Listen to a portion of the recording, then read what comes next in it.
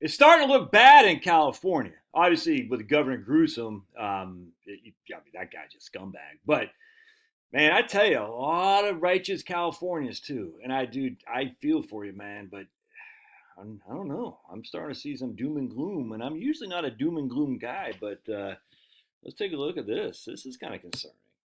California home sales hover below Great Recession low, sending supply of listings surging. So economics, what happens when supply goes up? If demand stays flat, supply goes up. What happens to prices? Supply goes up, demand stays flat, or you can even say it doesn't matter. If supply goes up as a higher percentage than demand, what happens to prices? Prices go choo-choo-choo-choo. So check this out. We're going to show you this graph here. This is from Realtor.com. You got to say Realtor. You can't say Realtor. Realtor. I don't know why they focus on the or. It's kind of weird, but you ever see the South Park when Carmen is a realtor? I can show you that picture. Hold on a second. Head to the side. Why do realtors always have their head to the side? Oh, it's so funny. Right here, it's so funny. They kind of put their heads to the side. I'll do that. Right here. Oh my goodness. South Park is so funny. It is still so funny. They got new episodes coming out next month, apparently. Anyway, so check this out. This is in 2008. California home sales. Look, from 2008, it's 331, and now it's 322 less than it was in 2008. Check this.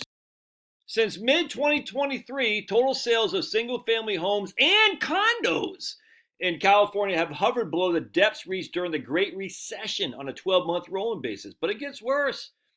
Sales of existing homes in California remained sluggish in March, falling 2.3% in February to 277,000. California's got, what, 50 million people or something like that? That's crazy, man. And yet more sellers are entering this market. Well, listings are up 9%, new listings in April from a year earlier. So they're not comparing April to the doldrums of the realtor business in the wintertime. They're comparing to last April. Listings are up 9%. Yikes, dudes.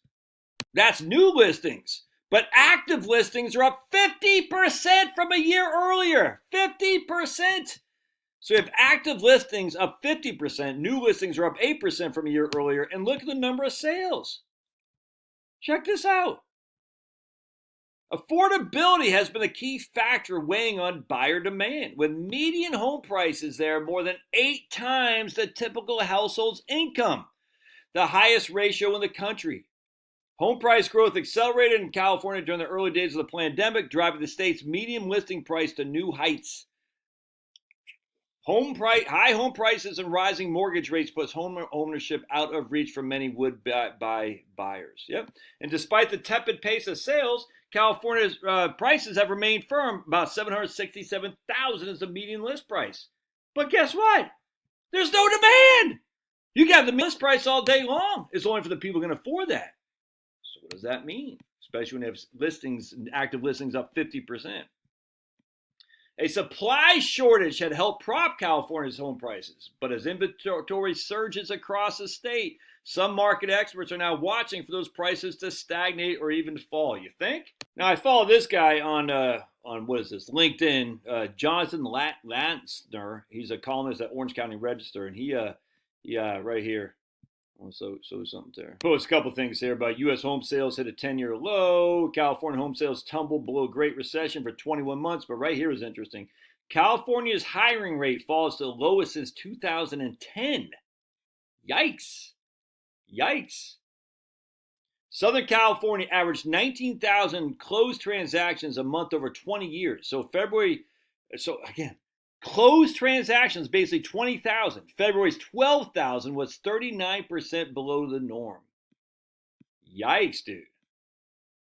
Yet Southern California tenants are seeing rent inflation rise once again to 5.2%. Well, anyway, I have a daughter who lives in San Diego, and she was able to get a rent discount. At least they didn't up the rent because she goes, we're going to move. And the guy's like, oh, just stay.